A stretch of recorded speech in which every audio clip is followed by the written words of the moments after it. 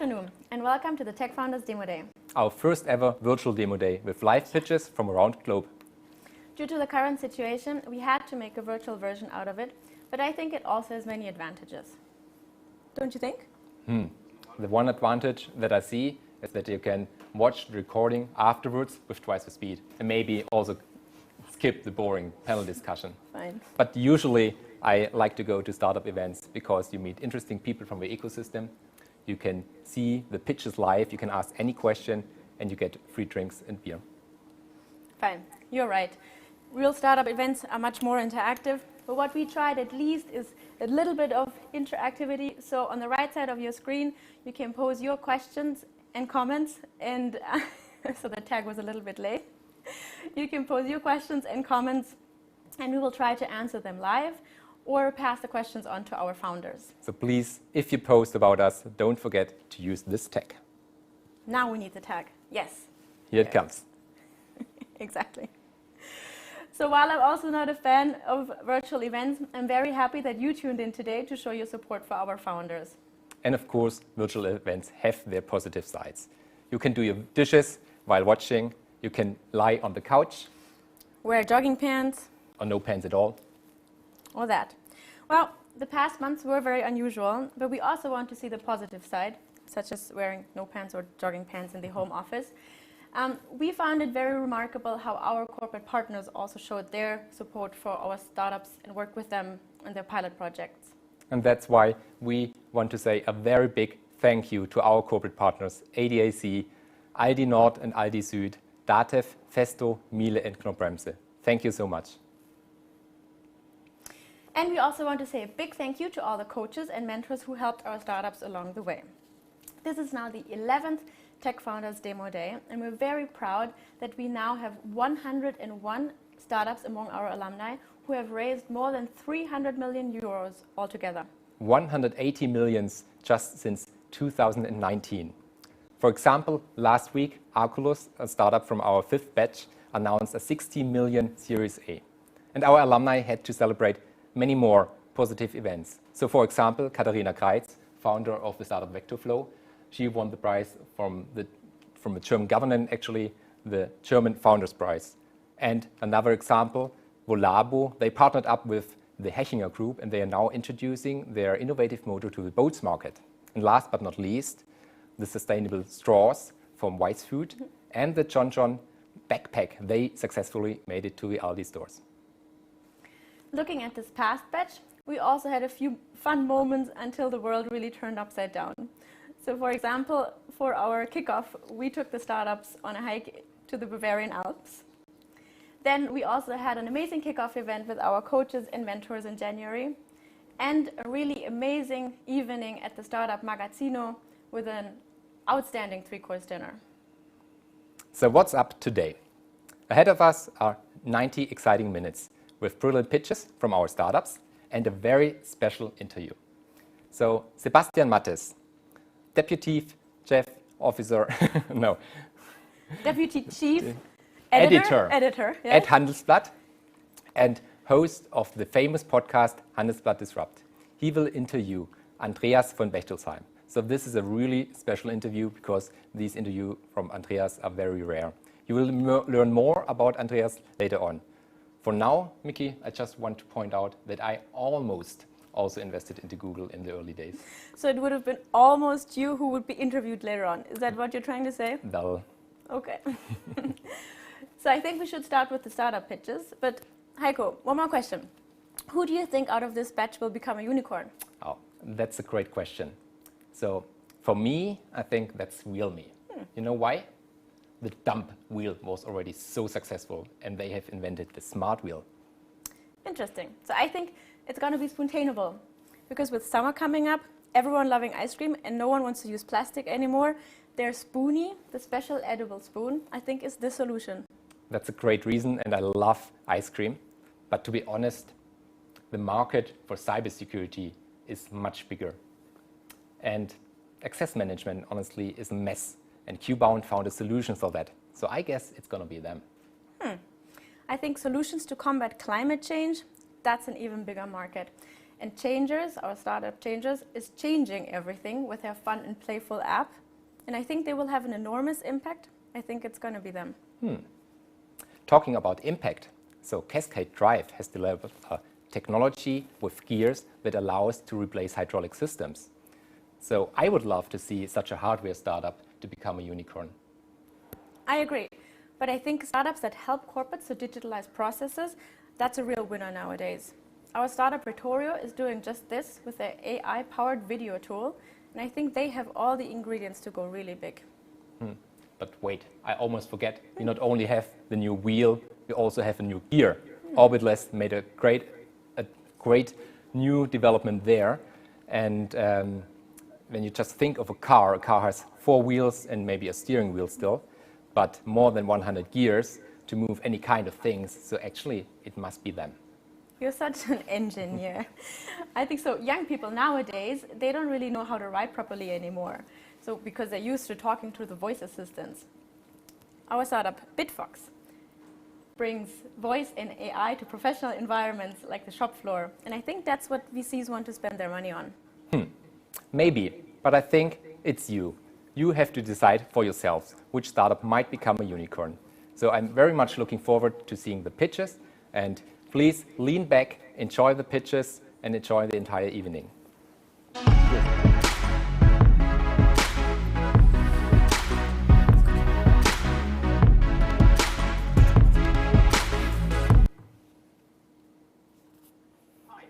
I'm Dennis from Bitfox. Companies worldwide already achieved a lot in terms of digitizing their factories. But beside all the successful steps taken so far, many processes still look like they did 100 years ago. With wearables like this,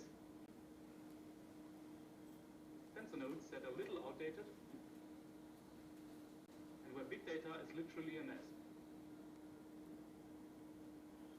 As you will agree, there's still a few steps to go for us.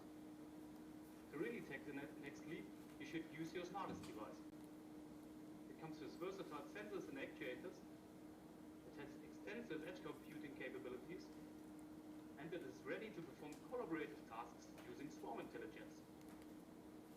The smart device I'm talking about is a human. The question is, how do I fully involve the human into the digital factory? A perfect interface would provide fast and natural interaction. It would be mobile and easy to integrate. And ideally, it would not distract by looking or tapping on screen. But actually, this perfect interface already exists. It's voice. Using their voice, we connect your employees to the cloud. Just install the acoustic connector, download our app, and you're ready to go. To ensure easy interaction, we use conversational user interfaces. Using the natural language, no training is required even for unexperienced users. You can use it to automate your quality control. Hey Dennis, could you tell me the current part diameter on molding machine 5? Sure, currently the diameter is 12.7 millimeters. Our latest staff report now functions while the system even provides guidance on how to solve the problem. Bitfox, the failure occurred on molding machine 7. Can you tell the reason? Last time there was a problem with the heater. Thanks. The material feeder got clogged again due to low heater temperature. Using our solution, you can digitize and streamline your existing processes. You get rid of papers for orders, quality reports, or maintenance jobs. And this data entry is way faster and more convenient. More data will be collected. Due to this, a huge amount of data will be gathered over time. Your company's knowledge is preserved, and you can actually make use out of this data. We utilize machine learning technologies to extract implicit information and reveal hidden correlations in between. The corresponding findings are prepared and visualized on our cloud dashboard. Our tools enable you to get insights on how your processes actually work. As a key advantage, our cloud platform additionally provides open interfaces for easy integration with third-party applications. With our solution, we are targeting an emerging market. Soon, voice will be used for huge parts of employee interaction, and many companies will adopt voice technology to improve their processes. I'm Dennis, and I'm the CTO of Bitvox, a university spin-off from Bielefeld, Germany. Originally funded through the Exist Forschungstransfer program, we've built an interdisciplinary and innovative team. We have a strong background in research and could already win well-known startup awards and customers like Festo, who is our partner in this program. Today, we are interested in finding additional pilot customers to get their valuable input. Furthermore, we are looking for investors who are keen to support us bringing voice technology to the industrial world. If you want to learn more, just visit us at bitvox.de/demo day. Here we will be answering all your questions for the whole evening. Thank you very much. Thank you, Dennis, for that very convincing presentation. I would like to ask you one question. So today, model plants already provide a lot of data to the cloud. So does it really make sense to also collect data from the employees, or is that just an interim solution until they will be finally replaced? Well, thanks for the question. On the one hand, most companies still have many old but well-functioning machines that are not ready for the cloud. Replacement or retrofitting of these plants usually is complex and expensive. With our solution, you can use your employees to still gather information and conduct comprehensive analysis for all your production processes. Furthermore, we believe that people will continue to be a key success factor in the future. Even if we collect tons of data and use the smartest AI systems, we need context information. With this expertise, the employee can make a significant contribution to the enhancement and labeling of collected data. Thank you very much. So to the viewers, you can ask live questions in our chat on the landing page. Just looking to Miki, has there been already an interesting question for Bitvox? Not yet. Not yet. So please feel free, don't be shy and ask the question, and we'll ask the question to the startups. With that, we come to our next startup, which would come from Sweden. So Pontus Karlsson will present the startup Cascade Drive.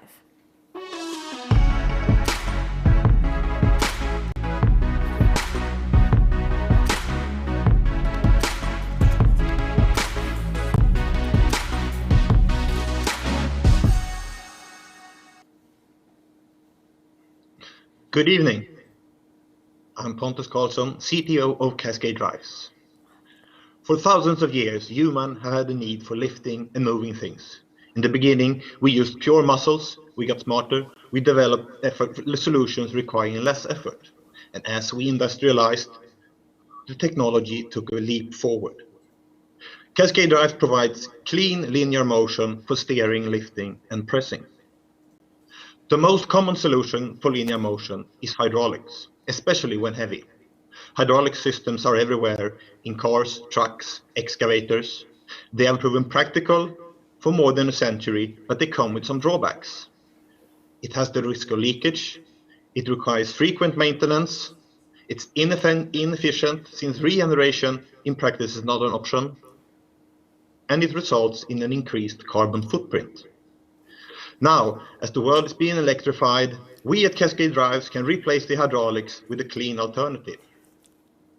We use an electric motor and a gearbox to move a rack, and our products are suitable in both vehicle applications, as illustrated here, or within industry sectors. Our patented technology allows us to use multiple gears on a single rack, making a compact system. Without our mechanism, the volume and the inertia would have to be much larger. Cascade Drive solution has an outstanding combination of speed and load capacity. It's much more efficient than present hydraulics. It regenerates energy when gravity lowering of loads. It's a clean alternative without the risk of leakage. It has high precision control within the range of the thickness of human hair, and is virtually maintenance-free, giving it lower total cost of ownership compared to the hydraulics.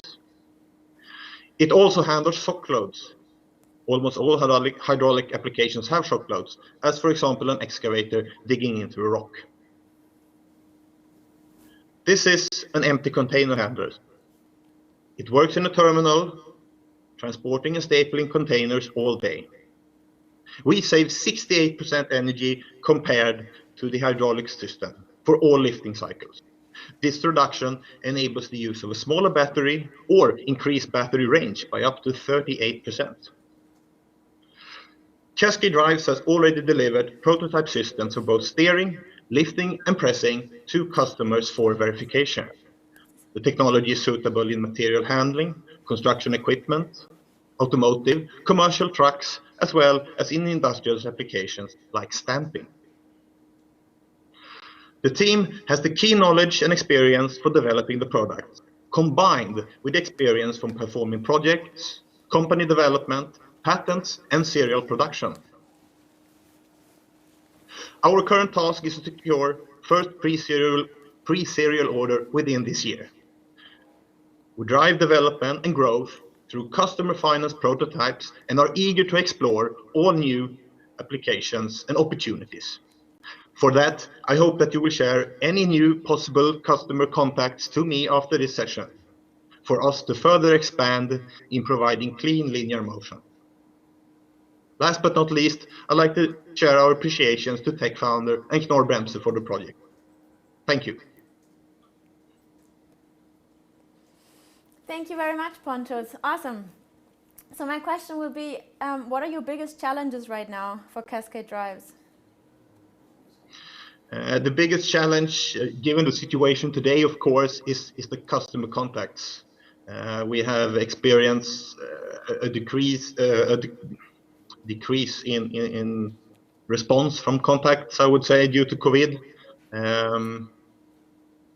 Apart from that, it is the engagement of being able to test our products in reality. I can understand. So I'm hoping the situation will change quickly. I mean, it's loosening up already, or slowly. Absolutely. So we wish you all the best anyway. And with that, we come to our next startup. Yeah, maybe one more thing, Pontus, and viewers. So it's a totally new technology, and maybe you have an area use case in mind where this technology might be useful. So please contact us. You'll also find the contact information on the landing page, and we'll connect you with the startup Cascade Drive. All right, so now new topic, very important topic, climate crisis.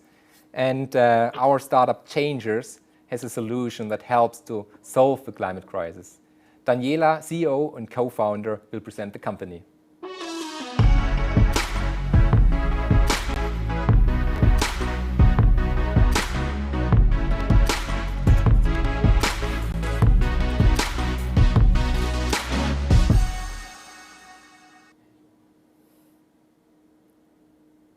Hey everyone, my name is Daniela Schiffer and I'm the co-founder and CEO of Changers.com. Right now we think we only have one big problem in our world, but there is a much bigger one looming, and that is climate change. A change of our behavior is necessary, but we all know too well how hard this can be. So with Changers, we built a purpose-driven token. Think of it as a green Bitcoin, a token which you can earn just by behaving in a certain way and saving CO2. So what is our approach? We have built a mobile app which playfully incentivizes healthy and sustainable behavior and is really easy to use. We have all different kinds of gamification tools to keep people motivated. We've integrated a state-of-the-art machine learning technology to measure and identify the mobility patterns of our users. And we have integrated a multi-vendor marketplace as an exchange for tokens our users have earned. As an example, we incentivize citizens to walk more often, take the bike or public transport, and reduce single car drives as much as possible. We need to find ways to get citizens to listen more to rules for a prolonged period of time and to find positive and meaningful ways to incentivize and engage. So with your contributions, you earn CO2 tokens. But what is the huge advantage of such a tokenization? So you can not only apply rules on how to earn those tokens, but you can also define how to spend them. This means, for example, I can spend my tokens only in local shops or restaurants, or only for climate-friendly products and services. And the value of a CO2 token this way can stay in your local community. We've been working with international corporations since 2016, mostly in the field of corporate wellness and corporate social responsibility. I would also like to take the time to say thank you to ADAC and DATEV, our pilot project partners during this batch, for the great cooperation and the opportunity. With Changers, we can cater for any kind of usage or need. This means we offer Changers as a software as a service, as a white label, and since this year also as a software development kit. In 2019, we expanded our portfolio, and we are now also catering for cities. The first two applications we developed were for the city of Bielefeld, as you can see here, and for the city of Vienna. And in 2020, we developed the possibility to integrate our Changer CO2 token into any existing app.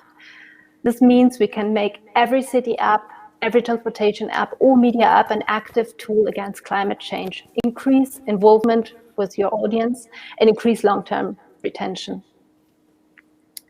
Our business model is quite straightforward. We have one-time setup costs for white label and SDK integrations, and we have recurring revenues via monthly license fees. So we currently have 12 employees. 8 of them are highly skilled developers, and Marcus and myself, as co-founders, do the administrational and the sales part. And both of us together bring more than 25 years of experience in high and green tech marketing. So despite of Corona, we will get break even in 2020. We have gotten more requests in the past 3 months than during the whole of 2019. We have a full pipeline, technology is ready to go, and we want to keep up with this growth. And for this, we are preparing our next financial round and look forward to get in contact with you. Thank you very much for your attention. Thank you very much, Daniela. And I'm quite sure that after this demo day, there's even more demand for your solution. Of course, I also have a question for you. And first of all, really, it's great to see your traction since 2016. But now you change your business model a little bit because you want to go after the big vision. So why do you think that a tokenized economy can help to solve climate crisis? Thanks, Heiko. Yeah, very good question. We believe that in the next 3 years, either the IMF or the European Central Bank comes up with a tokenized euro. This means that besides cash and bank money, there will be a third kind of money on the market. And this way, we have a much easier way to connect with existing tokens.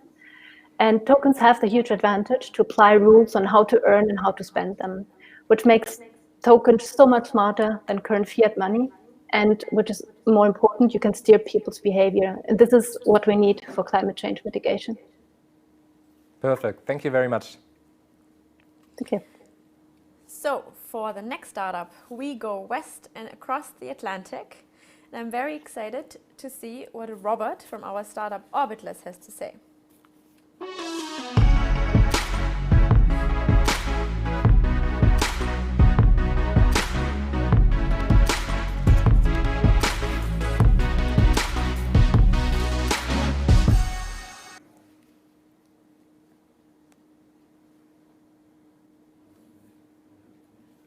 Robert, we can't hear you. So maybe this is the proof that we are live. I was waiting until technical difficulties would kick in. Okay. Now we can hear Canada. There Hi, Yes. Robert. Yes. Sorry, must have been a big delay. We're a long way away, like you said. So, anyways, welcome everybody, and welcome from Canada. My name is Robert Isis. I'm the CEO, co-founder of Orbitless, the next generation of gearing. You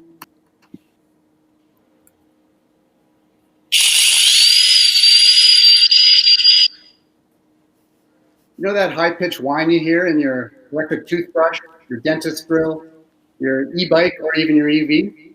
Well, it's a common problem that gear motor manufacturers building powertrains and actuators in a variety of markets, from e-mobility to home automation, are trying to solve. The fundamental problem is the electric motor itself in the system is quiet and efficient. However, the traditional gearhead in there is the main source of losses and where all the noise and inefficiencies come from. And this is due probably to something in a planetary drive where you have a gear, planet, and a sun, and you have a lot of tooth engagement and meshing happening. What Orbitless is a fundamental but yet simple change. So we bring gear out of a planetary drive, replace it with a secondary carrier, like you'll see on the right, and the net effect is less tooth engagement, slower internal speeds, better lubrication properties, resulting in the lowest noise and highest efficiency gearbox on the market. So what have we done over the last couple of years? Well, we validated the technology. We've done a lot of prototyping with independent partners. We've done a lot of computer-aided design simulation, and we've seen the types of losses that you're seeing here: 40%, 45% lower internal speed, and different noise reduction depending on the application. The second point of validation is the patents we've received. We've got patents issued in the US, China, and Europe, and more pending. So we know it's a really solid technology. But like any gearing technology, it's not just one solution, but really a platform based on core technology, which can be implemented and designed specific to the application design criteria. So whether it's lower noise, higher efficiencies, smaller size, we can tweak and tune orbitals for that particular application. A good example of that is what we're doing through the TechFounders program with our sponsor company, Mobremse, where they tasked us to design and optimize an orbitless drive for a particular key brake application. So there the goals are about efficiency, cost, and safety, and we're in the process of designing that. We brought in a third-party gearbox-specific manufacturer, Fremomora, to actually put it together. And this supports our business model where we license the technology either Mobremse or to Fremomora as we go to market. We're building a world-class team, both internally and externally. So internally for sure, but externally as well, which is really important. So we're working with world-class design partners, software companies, and building a board of industry specialists to support us. In terms of the roadmap, since the invention of technology a couple of years ago, 2018, 2019 was really about validation. And there what we did is we partnered with independent partners to build things. We raised some angel money. We got some government funding programs to do some more projects. And then we took those results and educated the market through conference speaking, partner engagement sessions, user groups and such, to show the technology to the world. That resulted in us in the late 2019 and 2020 to actually start with 5 active projects for specific customer applications, with the long-term goal, of course, of licensing that technology and collecting royalties on it for thousands of applications and millions of units. This is just a quick sample of the types of applications we're working in the various markets we targeted, with many more to come. And these are nicely paid projects, so it's a great start. So at the end of the day, what we're looking for, we're looking to work with investors to help us support and build and scale the business, customers that have unique applications that need us to work with them, and the partners helping get these implementations into the market. So if you want to be part of the lowest noise, highest efficiency gearbox in the market, we've got global patents and we've got a massive market opportunity. So I welcome you to get in touch with us and see if we can help you out. Thank you. Have a great day. Very nice, Robert. Thank you very much. So I think although I'm not an engineer, over the past months, I came to understood what's really special about your product. But what I'd like you to tell us a little bit more about is the business model. So how does the business model really work? Yeah, so the business model is, because we're an embedded technology and each unique design is different, we need to go through a design process to implement our gears into a specific application. So that takes a bit of time. So our model is about a design services agreement where we help people design and develop the unit into their system. And then long term, we turn that into commercial licensing. So we collect a royalty on a license fee on every unit going out the door once they go commercial, right? Okay. And so the timing on it it takes a while. The development is 6 to 12 months, and then it's 12 to 24 months before it's revenue. But we do have a revenue stream built into it early, and then a long tail on it. Okay. Well, you're still quite early stage, so I'm wondering, why did you look to the German market so early in your startup life? Yeah, so the markets that we're dealing with primarily in, I would say, US, a little bit on the automotive sector, China, and Germany. And the reason Germany is because it's really the hotbed and the core focus of automation, gearing, sort of mechanical engineering.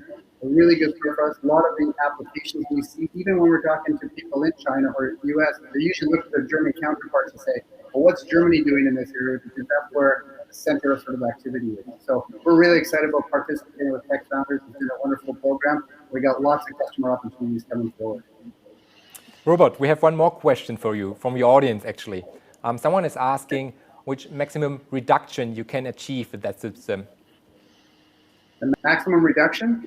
So depending on how you configure your orbitless, it's really, I wouldn't say endless, but we've got a low ratio version, which is between 1.5 and 5 to 1. And a high ratio version allows you to go literally up to about 2,500 to 1 in a single stage solution, which is really unique in the marketplace. So, and it's kind of anywhere in between them. So there's a lot of flexibility in terms of how you can configure the solution for your particular application. Great. Whoever asked a question in the chat, just send us your email address and we can maybe directly connect you. I think there are many more specs that could interest you. So Absolutely. back from Canada to Munich, to our own ecosystem. Actually, QBound is a startup that has already gone through our incubator program, Expreneurs, and is now in our program here. And I already introduced them in our small unicorn discussion as one potential candidate. And that was not fun. I'm quite sure they are a candidate. They are about to solve a very big issue. Andre, please present your company.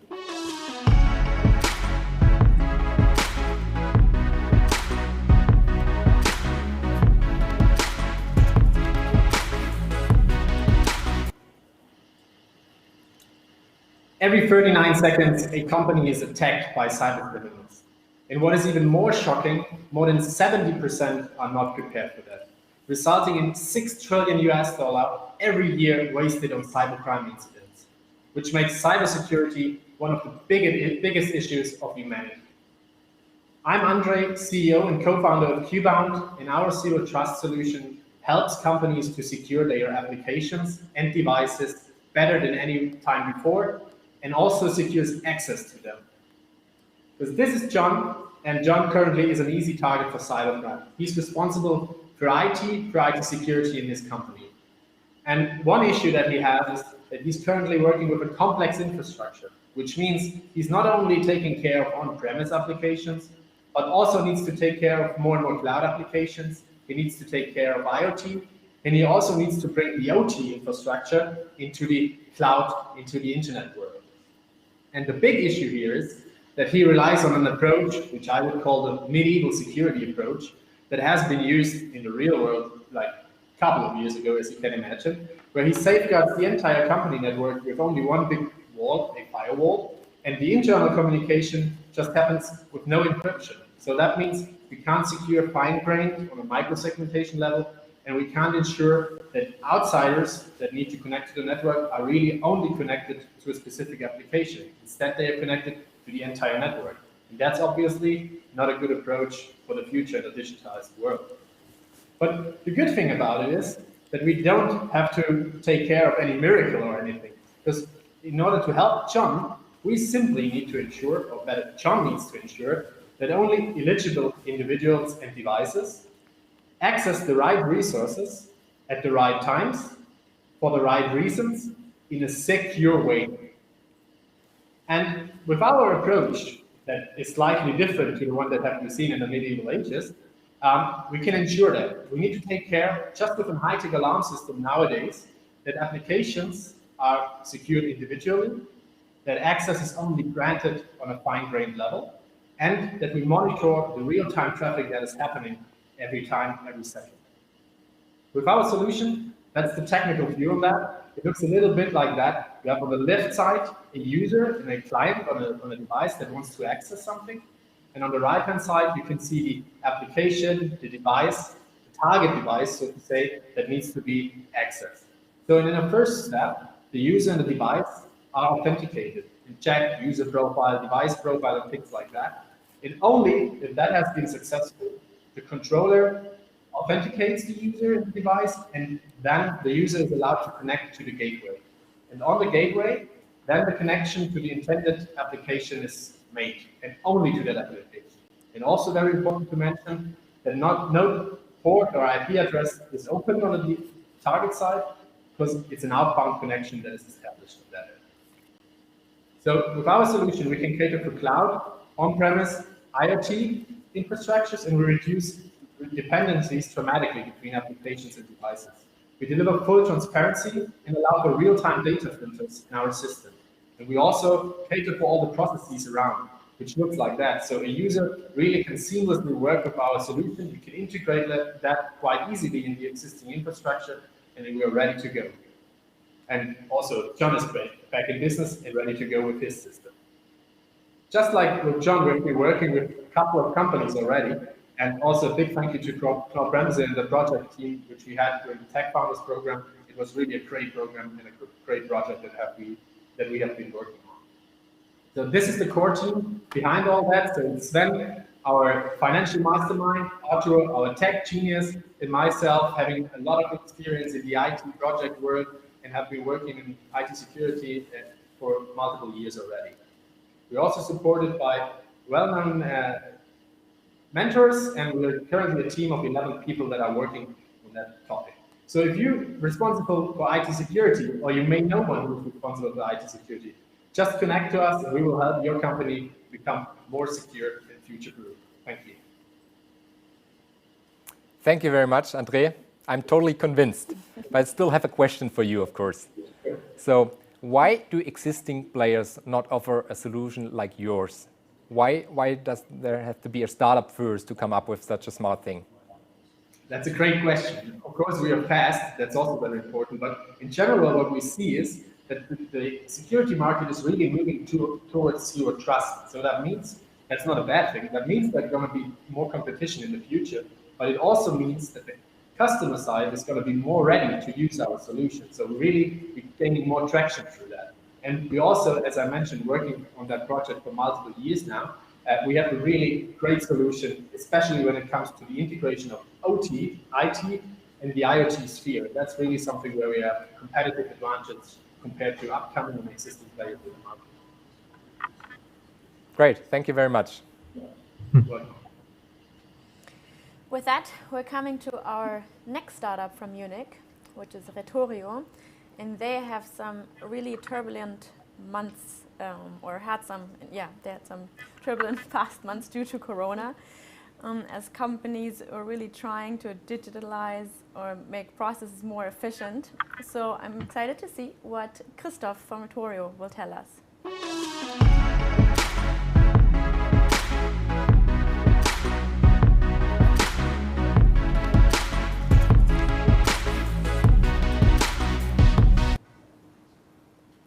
Hi!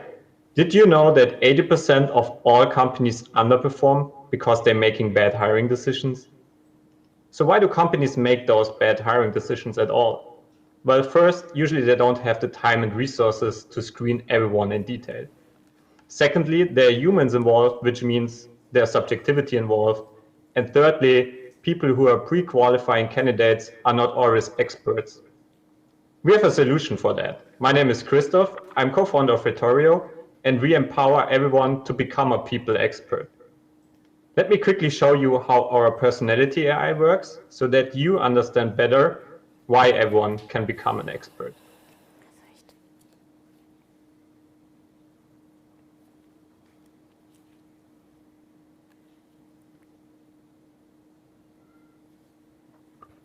Now you might ask yourself, how does Rhetoric work in practice? Well, first, as you've seen before, you would receive a video application and we analyze people's behavior in that video. We then take this data and feed it in our other algorithm, which has learned to interpret the data, to, in the third step, derive a scientifically validated personality profile, which in the fourth step can be aligned with company objectives, and we also offer recommendations. With our solution, we have a key impact on our customers by not only helping them to save time, but also affecting other job-related performance indicators. We also increase overall objectivity in the process. So far, we were able, for example, to demonstrate that companies can save up to 78% in time when pre-qualifying candidates and also have a higher candidate satisfaction. We're expecting to replicate our results with our pilot project partner in the TechFounders program, which is ADAC. So thanks for having us. And we're also expecting an impact in other key KPIs, such as employer attractiveness. We offer a SaaS-based subscription model, and in the midst of Corona crisis, we were not only able to upsell existing customers, but we were also able to gain new customers on board. Our strong team consists on the one side of people who have a deep psychological knowledge, and on the other side of experts in technology. We are also supervised by key people from academia and industry. So far, we have built our first AI models. We were able to build a software around that. We were able to get financial support and first customers aboard. Now, at the moment, we are growing, and we're also expecting further growth in the next month and years. That's why we are here, also looking for funding in the area between 2 and 3 million. If you don't want to miss out to shape the future of the workplace, please contact me.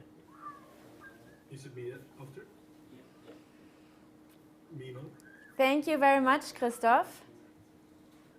So I think we got the wrong picture. Let's wait until we can see Christoph. I'm very impressed by your product. Yes, Christoph, we can see you.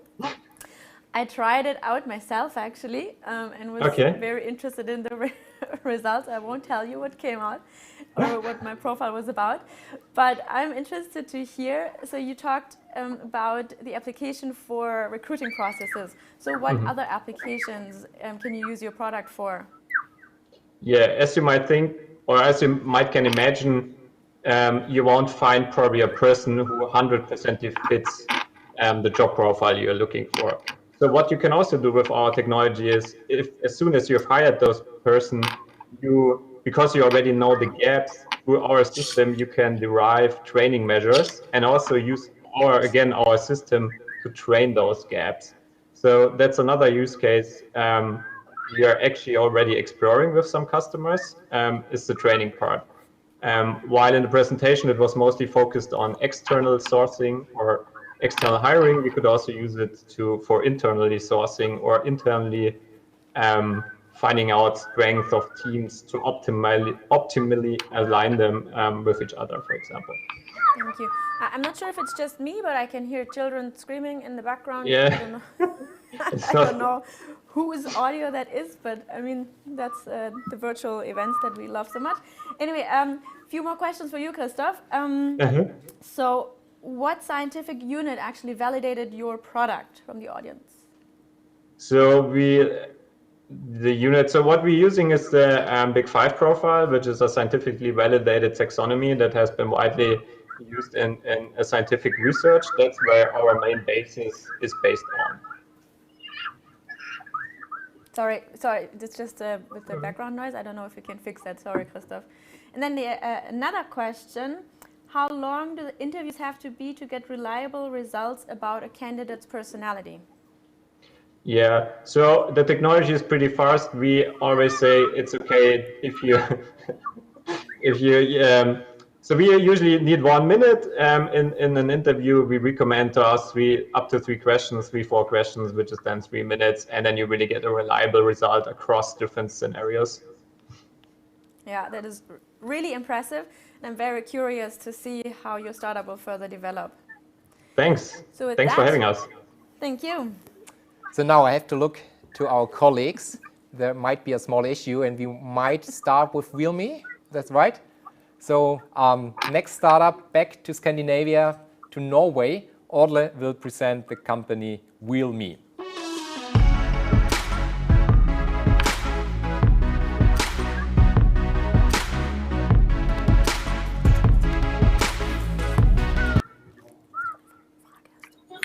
Good afternoon, everybody. My name is Atle Timnes. I'm the CEO and the co-founder of WheelMe.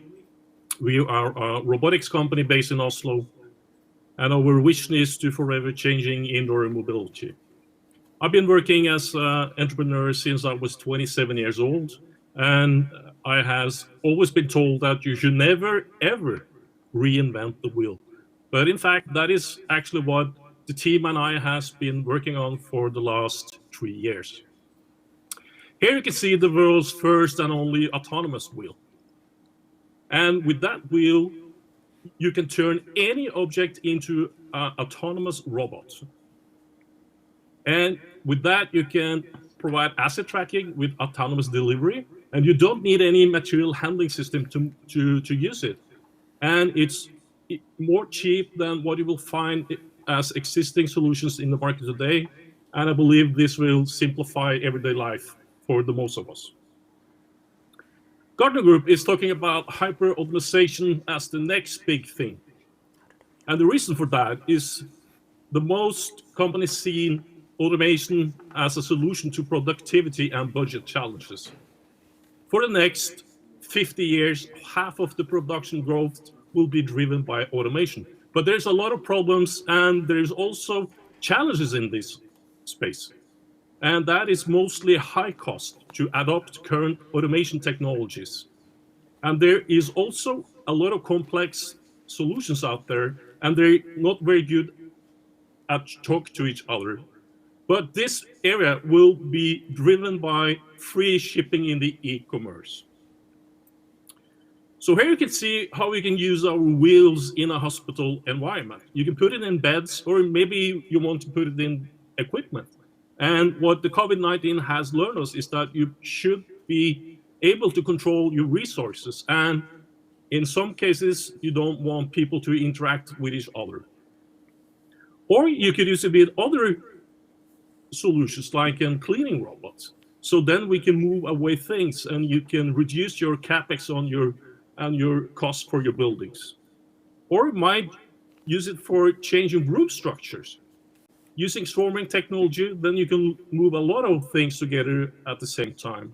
Or even move fully sized walls. So you can set up totally new systems for the office or at your home.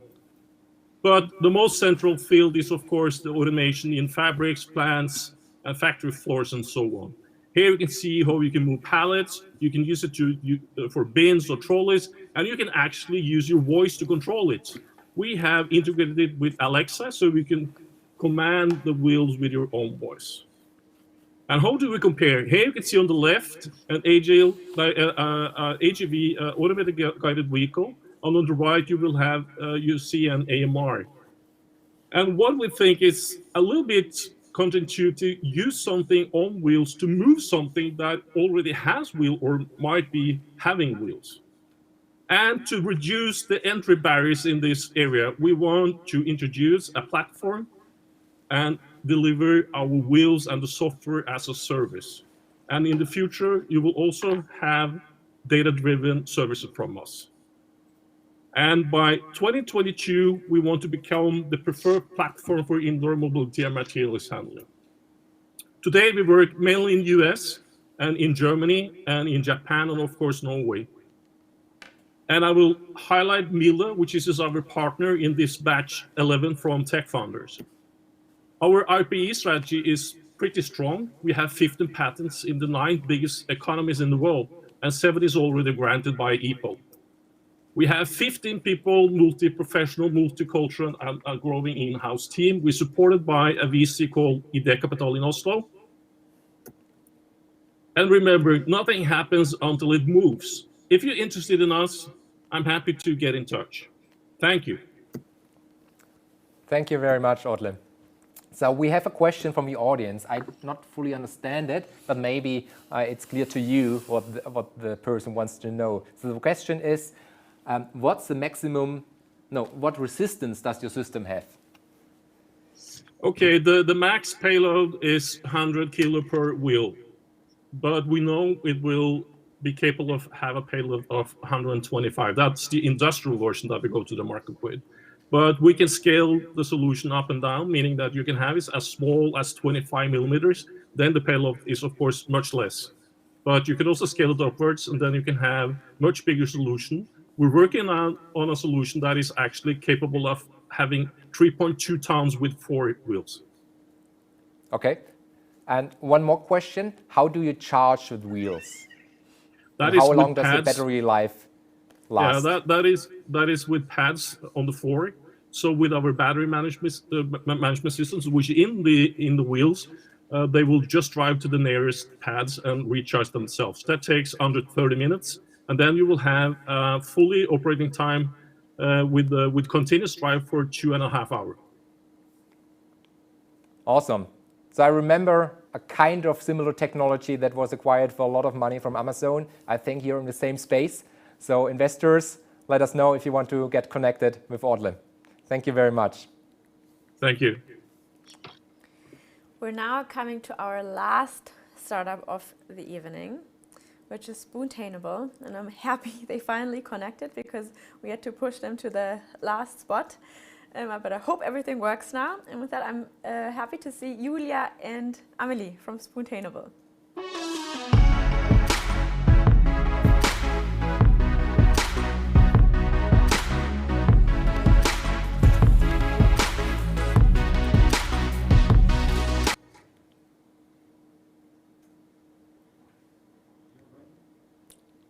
So we can see you, ready to go? But we can't hear you. You have to do something with your microphone.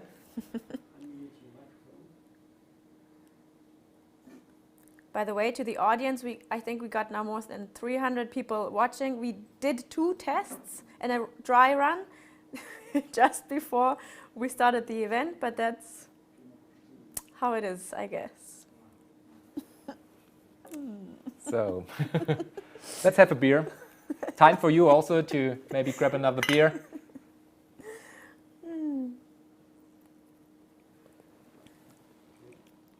320 people watching, apparently. So I hope the audience is patient enough until we can see the startup and then also the interview that we're waiting for. So, can we figure out the sound problems? So if you want to ask us any question, now it's the time to put that into the chat. I heard that for some people the chat really doesn't work. I don't know, got a comment, but it works. Now it seems to work. Yeah? Can we go back to Spoontainable? Yes. Okay. Can you hear us now? Yes, we can hear you. Okay, perfect. All right, let's go. All right. Ready? Okay, Good. so imagine a hot summer day. You're wearing a suit and you're running out of your office in between 2 appointments. The only thing which can cool you down is a tasty ice cream.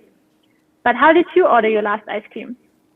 Can you imagine that over 50% of the people order the ice cream in a cup and it comes with a plastic spoon? We are Julia and Amelie, and we are going to change that.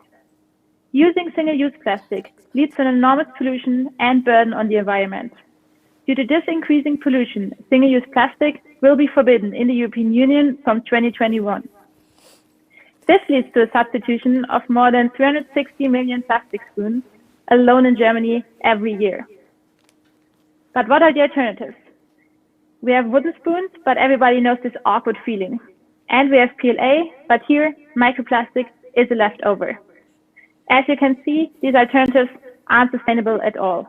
Therefore, we need to provide a truly sustainable alternative through a holistic circular economy approach. But first, let's have a look at a whole different problem at the chocolate industry. The shells of the cocoa beans are full of natural cocoa taste, but aren't used for the chocolate production. So here, food waste occurs. By combining both problems, the plastic pollution and the food waste, we can give you one solution. By processing the shells into fibers, we can create the first edible ice cream spoons made out of leftovers. The Spoonie Choc is our first product.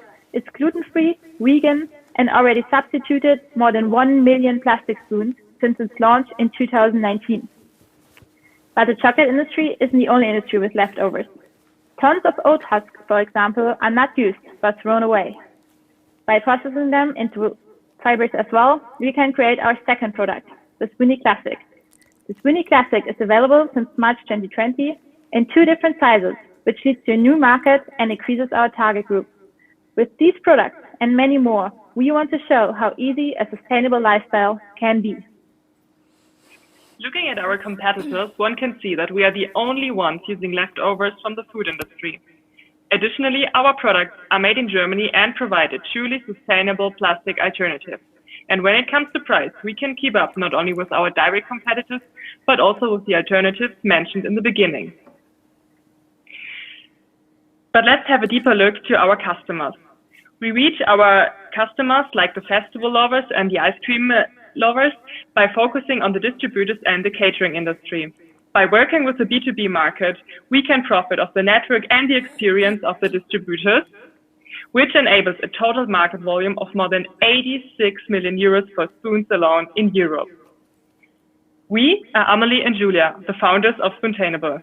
Due to Amelie's experiences in sales and psychology, she's taking the role of the foreign minister, and due to my experience in marketing and the business administration background, I'm taking the role of the interior minister.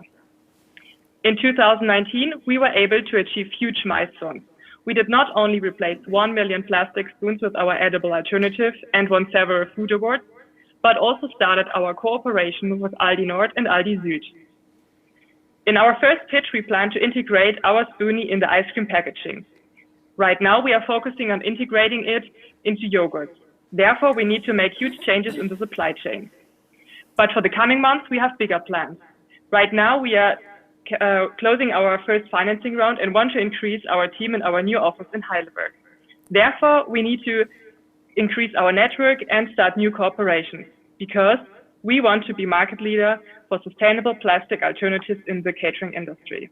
Thank you very much and enjoy the evening. Thank you very much, Julia and Amelie. So you said on your last slide that you want to become the market leader for sustainable cutlery. What are your next milestones on that way? So first of all, we want to provide a retail packaging and to develop new products. And therefore, we need to increase our team in order to have sales experts and ice cream lovers and, of course, nutrition experts to help us in the product development. And in the next step, we want to make sure that our brand is internationally available for the plastic banning in 2021. Very cool. So we got 2 questions from the audience. So one is, will there be new flavors in the future? And the other one, do you plan to expand your product portfolio, for example, creating ice cream cups from the same material? Okay, so maybe I can combine both questions. So we actually will try to make more flavors, maybe like a winter edition or something, but the flavors we have right now, so the choc and the neutral, will stay our favorites because so we have 2 versions and they can cover everything. And we will have a brighter, more alternatives for plastic, maybe not cups, but we are right now working on a stirrer for coffee and a lot more alternatives for plastic. So we will have a big palette on plastic alternatives and become market leader of it. Very cool. I'm looking forward to trying your spoonie myself, hopefully in the coming months at any ice cream parlor in Munich or anywhere else. Thank you. We hope so. Thanks. So, Miki, before we continue, I think we have to answer some questions in our direction. So there were questions about the beer that we're drinking here and some offers for sponsoring. Especially, I think Christoph Soldig proposed something, aka Pitch Doctor. So I have to say, we in Munich, we prefer our drink. There's no way to buy us, and everyone in Munich knows anyway what we are drinking. So that's why we're not having a beer sponsor. Yeah, the Pitch Doctor asked why we don't have a beer sponsor, so that was the question. So with that, we're at the end of our startup pitches, and also, especially now the Pitch Doctor and our pitch coaches are also watching, as we know. I hope you enjoyed it and you're happy with the result that you produced. We're having 390 viewers now. I hope most of you also follow the startup pitches. Thank you very much to all the startups. And now we're coming to another highlight of the demo day. Absolutely. So Sebastian Matthes, Deputy Chief Editor and Head of Digital at Handelsblatt, will interview Andreas von Bechtholsheim. Andreas is not only an electrical engineer, he's a very successful serious entrepreneur and a superstar investor in Silicon Valley. His interviews are very rare, and that's why we're super happy and thankful that he agreed to join us tonight and give an interview. So before we start with the interview, I also want to thank Andreas Kunze, founder of Konux and a participant of our first batch. He made the connection. And I also want to say big thank you to Sebastian. We got the final go actually yesterday evening, and he managed to set everything up. So thank you in your direction. But now let's hear what Andreas has to say.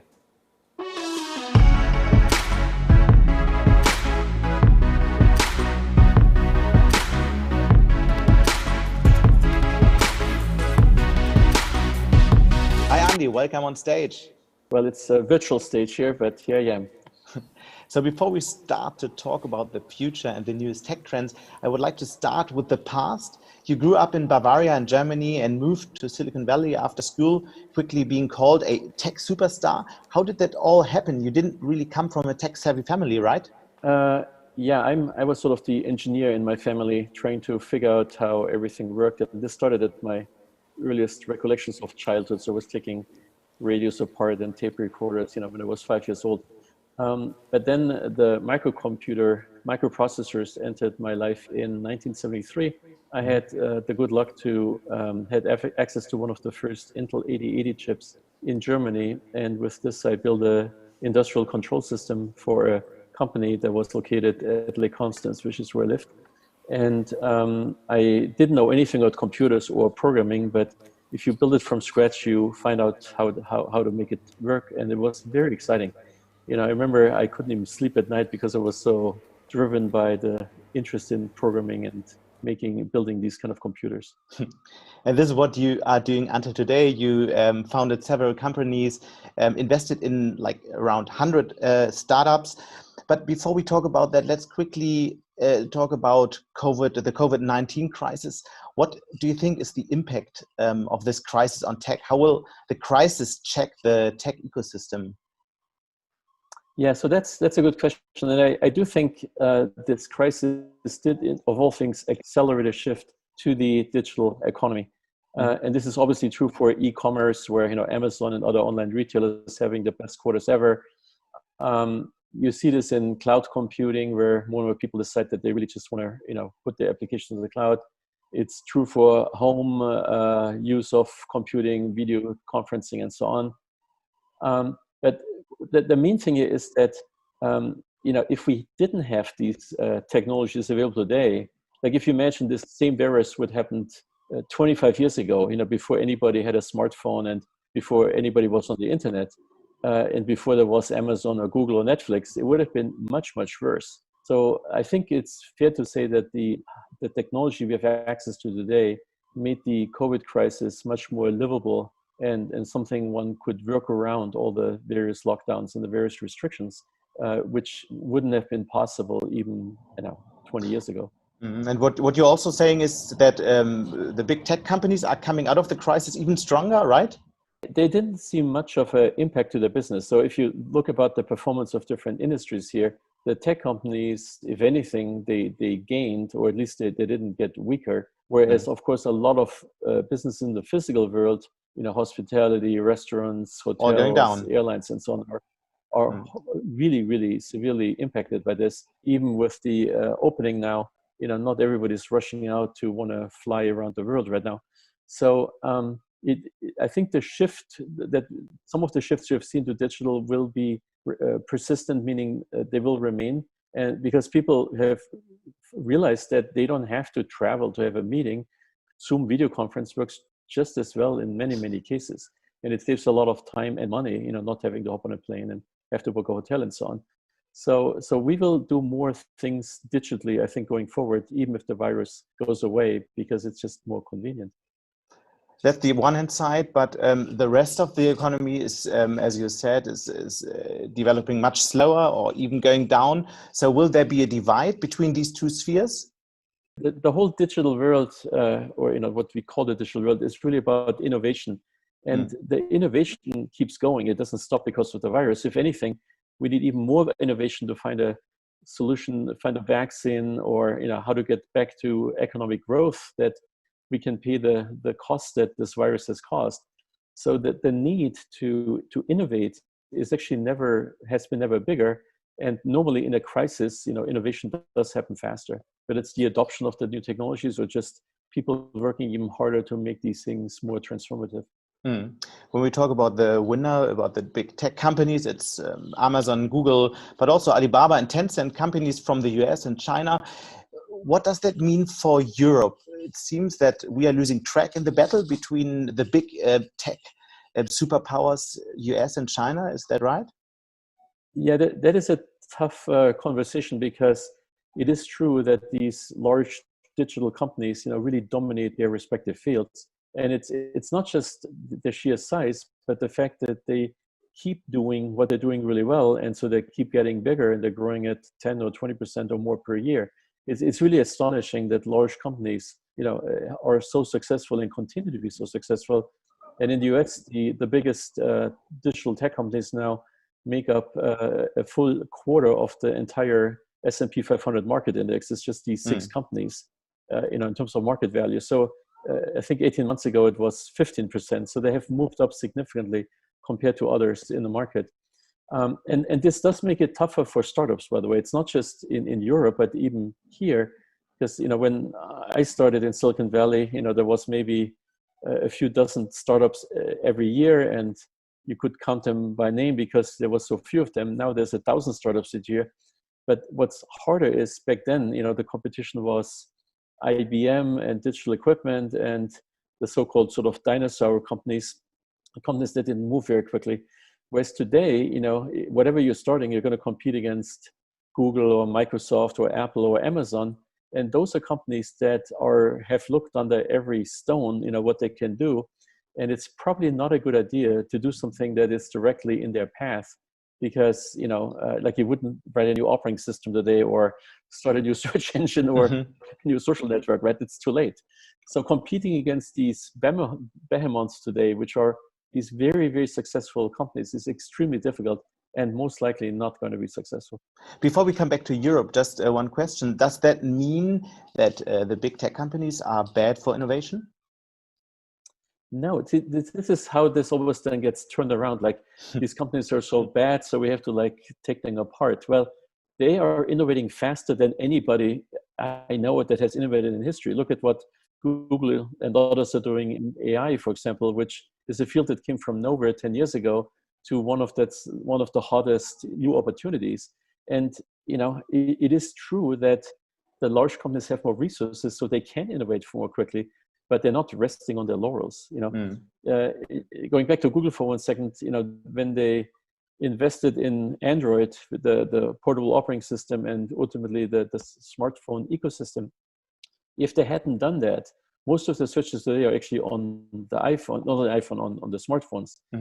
Whereas the desktop search, which was the dominant form 10 years ago, is only a quarter of the searches now. So again, they would not be the same company if they hadn't innovated how to adopt the technology to the new mobile first kind of environment. But when they dominate all the innovation, do they become too big at some point? See, the problem here is that they're offering services that are free to consumers, essentially, right? And they're doing that better than anybody else. So it's really hard to argue why this is not a good thing for the consumer. Yeah, we pay with our data, right? And well, wait a minute. You can opt out, but my observation is, what I don't like is ads that are not tuned to me, because it's a complete waste of time, right? So I don't see any negative of an ad that's customized to the user that may be relevant to the user, because it's more effective to the user and the advertiser. And advertising is a big business, but what the advertisement is seeking is simply a better connection to the user. Now, Facebook can do an even better job because they know exactly who you are. Yeah, they didn't really act very responsibly with all the data they had, right? Well, they were trying. It's just some people took the data for purposes that wasn't intended for, right? Okay. And they paid a public price for that, but they have lots of relationships to lots of other companies, and they were trying to make these things accessible to others, but obviously got misused. But still, in the end, it's bad news for startups, because it's so much more difficult to start a new venture. You certainly don't want to do it in the same domains as these large companies. Now, having said that, there's 100,000 other good ideas. Some of them are smaller, some of them are bigger, that may become bigger one day. So you want to pick an idea that somebody else isn't doing yet, because you have much less competition, with that idea. Sure. So let's come back to Europe. What could an idea be for startups in Europe? Where could they, in what field could European startups thrive? Because there are these big tech superpowers, China and the United States, dominating fields like AI, social networking. So do you see any fields that are still free? Yeah, so the key thing to keep in mind is that nobody has a lock on innovation, right? There's no monopoly on innovation. Innovation can happen anywhere in the world. There's a lot of smart people in Germany and in Europe and all over the world that are all thinking about what are the next important ideas. So then to make these ideas successful requires two things. One is you have to get usually some team together of people that are willing to join your new venture to realize this idea, but more importantly, you need a market where you can deliver this idea to and you can make some revenue and actually become a profitable company. And the key challenge with Europe, since 50 years is that each country in Europe is a much smaller market than, say, the US or China. So you're competing against other people that have the same ideas in the US or China. The ones in the US or China will grow more quickly. And as a result, you have a smaller chance in Europe, unless you take your idea to the US or China right away. And this is what a lot of startups in Israel do, which is they engineer it in Israel, right? But they actually sell the product immediately in the US. So the US people think it's the US company, but it's actually a company who's headquartered in Israel. And that's where all the engineering team is. And the same could be done by German startups. Now, if it's a product that's specific to, let's say, the car industry or finance or something which is very important in Europe, you of course have customers there. And if you get in bed with those customers, you can still do quite well. But you need a customer base that's willing to pay your bills, because otherwise, it's not very exciting. And the challenge is that in Europe, people, generally speaking, are not as willing to adapt new ideas quickly on the customer side. So the difference in the US is there's a new starter with a hot new idea. People will actually buy this product because they know from previous experience that a good idea from a startup usually becomes a successful company. Whereas in Europe, the first question is always like, well, how much money do you have and are you going to be around? And if we start working with you, what guarantees we have that you don't go away one day, right? So people are just much more conservative in the decision-making on the customer side. And that does make it much harder on startups to, get involved. A couple of months ago, I spoke to Niklas Zennström, the founder of Skype, and I asked him why he's investing so much money in Europe. And he said the great time of European digitization is just about to start. It's because there would be this new wave of digitization, the second wave of digitization, he called it, and it's the digitization of industry and B2B processes and so on and so forth. So do you think this could be a field where Europe could be leading in? Yeah, so let me see the positive version of this first, and then I get back to the problem. The positive is if you're behind, in other words, the US has invested a ton of money in IT over all these years. Europe is behind. But the good thing about this is it's much cheaper today. So you actually saved a lot of money waiting for technology, the price point to come down, that you can actually make investments of the latest technology much more cost effectively now than you could ever do before. That is absolutely true. This is true for any developing countries. People that didn't have a lot of infrastructure before, they're actually better off not having, quote, wasted the money 10 years ago, but saving the money till now. But the negative is that the suppliers of this technology are almost certainly going to be US companies, because there is very little European supply chain, with rare exceptions, that can actually deliver all these pieces, whether it's the cloud computing element or the future edge computing thing or the open source software. 90+% of all this technology comes from the US. So you don't believe like Siemens, which is developing this MindSphere platform and wants to be the operating system for the industry. You don't think that Siemens would be a company that could deliver something like that? So will No, Amazon... I'm not saying that. In fact, Siemens may have an excellent opportunity here because they dominate their own customer base in their own fields. So they can apply the latest technology wherever it comes from and then package it as part of a system product that is right in the market. That, like, for example, in cars, right? There's voice recognition is going to be really important in cars because you really want to talk to your car, not turn a dial, iDrive or whatever. So the best voice recognition technology almost certainly is in the US right now, not in Europe. But nobody cares where it's from. What they care about is they buy a car that has a good user interface, right? So if I was a German car vendor, I would look anywhere in the world for the best technology that allows me to integrate this into the product that I'm selling. And this is true for any vertical product. So the beneficiaries of all this Moore's law, all this reduction in chip costs, all the sensors are getting cheaper, are ultimately the system companies that can create end user value out of these underlying technologies. The sensor may only cost a few dollars, but the value to the customer may be thousands of dollars, right? Because that's the difference between the component cost and the system value. And then German, European companies that know how to sell these more complex systems like Siemens may have a very good opportunity to expand their reach. They just have to be better than their own competitors, right? So in every field, you have to look at the competitive environment and figure out where can you make investments that get our business ahead, right? And then there might be the lucky startup that's in Munich that's just doing the right thing that Siemens need, and Siemens will acquire them just to get this technology in-house, right? But you have to then build something that you know is the right thing that Siemens doesn't have yet, and they will need in the future, right? So that's the gamble there. But in one sentence, so will Europe ever play a role in this tech battle between US and China? Will there be a place for Europe, or is it Yeah, meaning you have to look at the industries where Europe is strong. So Germany leads with cars and you know, transportation, and cars are getting much more software intensive. So it's crucial for the German car industry to become a leader in, you know, safety and all these things that ultimately involve a lot of microprocessors and sensors and software. That is the car of the future. If they don't, they will fall behind as an industry, right? Or anything made in Europe, in Germany in particular, will have more software content. So as far as I can tell, there's still a shortage of good software engineers and software developers to help this. I heard that Bosch hired 1,000 software engineers last year, but they probably need several thousand. Or maybe they hired 7,000, they will need even more. Whatever they're doing will have more and more software content. So is that why you never started a company in Europe?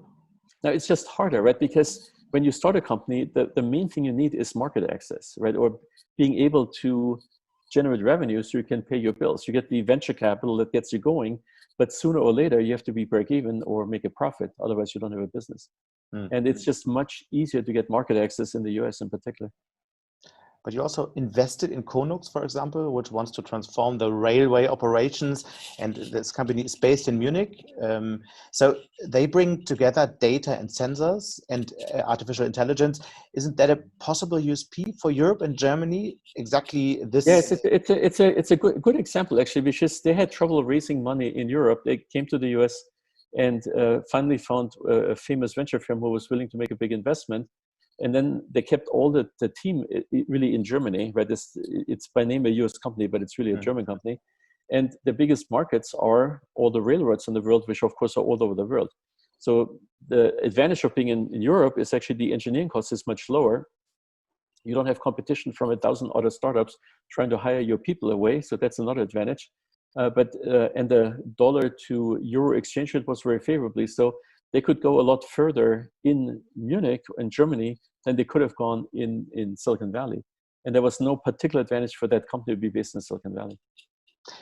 We have a lot of young entrepreneurs and possible founders in the audience today. So, and they always ask me in discussions what the most important tech trends are. So let's do exactly that. Let's talk about what the most interesting fields are you are looking at as an investor at the moment.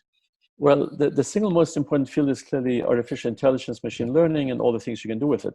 Having said that, you know, the benefits of AI really accrue to the big companies that deploy it.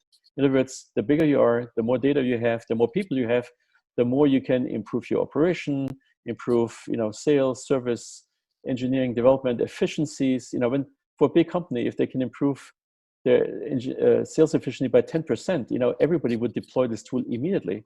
And there are signs that, you know, in terms of tools that help salespeople sell better, that this is actually feasible, right?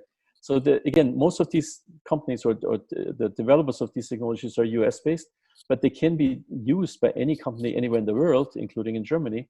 And whether it's a bank or insurance company or whatever it is, you know, they really benefit. The more data you have, the more are you a candidate for big data, right? But do you? But for startup, right? There must be 1,000 startups by now that have AI somewhere in their business plan. I know, you know, at least. And there's all these vertical fields, you know, healthcare and transportation and whatever it is. It sounds better with AI. It hasn't been easy for them to get to breakthroughs. There's a few, you know, that are doing well, but many of them just got acquired for their team, and you know, Google bought them up because they wanted more AI experts.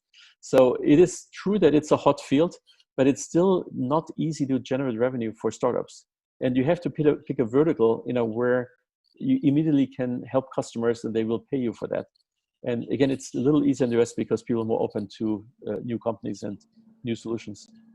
But is there a field where you see, maybe in the US, where you see at the moment the most interesting young companies being started at the moment? Well, in Silicon Valley, you know, generally speaking, there's few startups outside of software-related startups. So there's hardly any chip companies anymore, even though there are opportunities in chip design. but the only ones that got funded were AI chip companies doing, incredible AI chips. But people have lost sort of the appetite to start more, I don't know, disk drive companies or, the things that I used to build, server storage, are old stuff now. You can't really raise funding anymore for those kind of ideas because they're all viewed as more or less commodities that are some slice of the vertical stack. The higher you up on the stack, the more you have direct access to consumers or customers, the more solid your business. But some people have done well that are, patented, unique things. If you have the world's best LiDAR sensor, you probably can still do very well. But it has to be the best because there's at least a dozen other startups, if not 2 dozen, that are all working just as hard as you are, to make an equally good product. And when you meet new entrepreneurs, what are you looking for? You once said you didn't very much like business plans. So what did you see, for example, when you first met Larry Page and Sergey Brin, the founders of Google? Yeah, well, there was no business plan. It was just the idea of doing better search. And this obviously was a very compelling idea. And the weird thing about this meeting was it was completely obvious to me how good of an idea this was. So I couldn't even wait, to invest. I just wrote him a check on the spot, even though there was no company. But to me, this was one of the best ideas I ever saw. And, no business plan could have explained it better than I just saw the opportunity. And generally speaking, if you have a very complex business plan, it makes it harder. The best ideas are the obvious ones, but it may be harder to find obvious ideas these days. It's not, people are looking everywhere in the world for the best ideas. Okay. I think in Germany, if you want to be in Germany and have German customers, you have to start with customer problems. Like what problem can you solve that's relevant in your target market? Because if it's an idea that matters more in the US, then you might as well set up an office here and start selling in the US. Okay. Any very interesting ideas you've seen recently? Well, I did invest in a company that's doing better voice recognition for cars of all things. So even though Google Cloud does incredible voice recognition, the car voice recognition has to work in the car even if you're not connected to the cloud, right? So it has to work in a limited environment where you don't have a supercomputer to do the best, most advanced Google voice recognition. And there's a company started that is doing just that, for cars or other local devices where you don't have access to the cloud. You founded Sun Microsystems as a student in 1982 in Silicon Valley. Let's quickly look back. How did the Valley change during that time? You once said it's the best place to start a company. Is that still true? Yeah, because whatever you need to start a company is right here. So on the other hand, then, in other words, you don't have to drive. You have to drive, but within a half an hour of driving, you have everything from the venture capitalists that, if you have a good idea, they will throw money at you. The lawyers that help you incorporate the company, and more importantly, the engineers you need to hire to have a business. And it's a very closely connected network. There's also there are secrets, but word gets around what is happening. So the environment is extremely competitive, right? It's like you're keenly aware of what other people are doing, and you want to be better than them. You have to be on top of your game, of course, but you are within an environment that's even competitive. The negative is if you're not the best at what you're doing, the people you just hired will go to the next best company.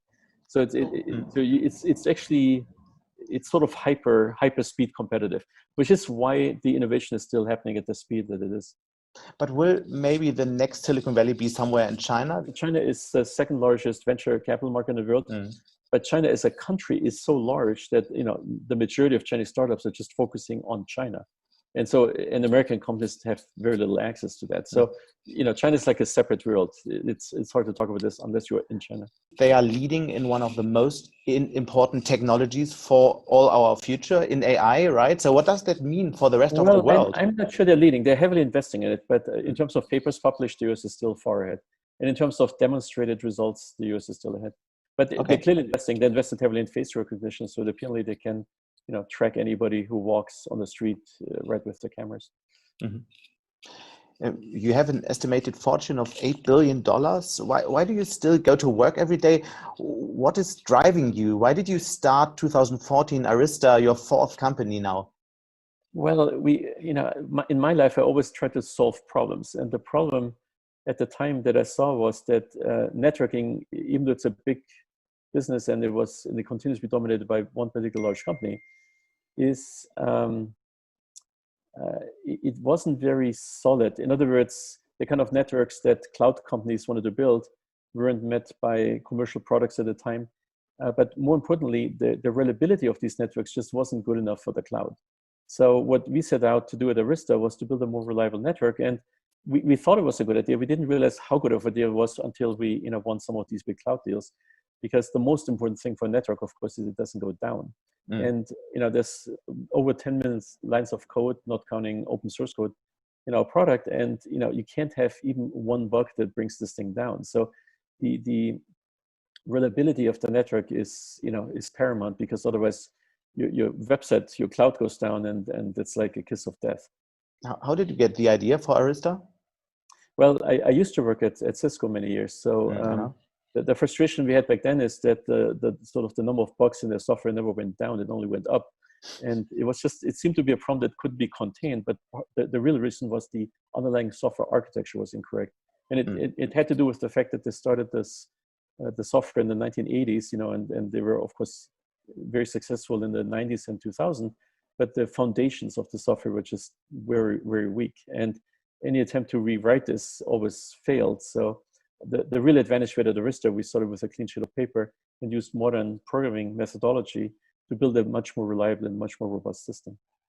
In general, I mean, you've had quite a few great ideas in your life. So how did you find new ideas? How do you read a lot? Do you go to conferences? How does that work for you? Well, the idea behind Arista was that we talked to our friends at Google, and they were telling us that the network is the biggest problem, because they wanted to build these huge data centers where they couldn't find the commercial product, and eventually they built their own switches and routers. But the inspiration was, the world needed a much better network. And even though the cloud business was still far in the future, we actually set out to build the cloud network when we started. So it was a little early perhaps, but the products came out just at a time when Microsoft wanted to build the cloud, and they were our first large customers and still are our largest customer today. Mm-hmm.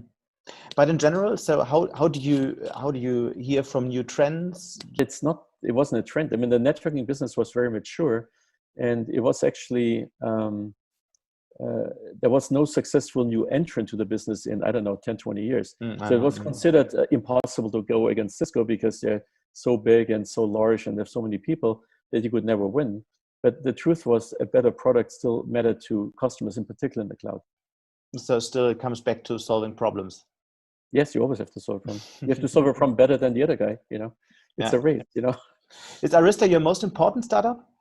Well, I'm very happy about it, because it's a very successful company, both in terms of our market success, the customers, the problems we solve for our customers.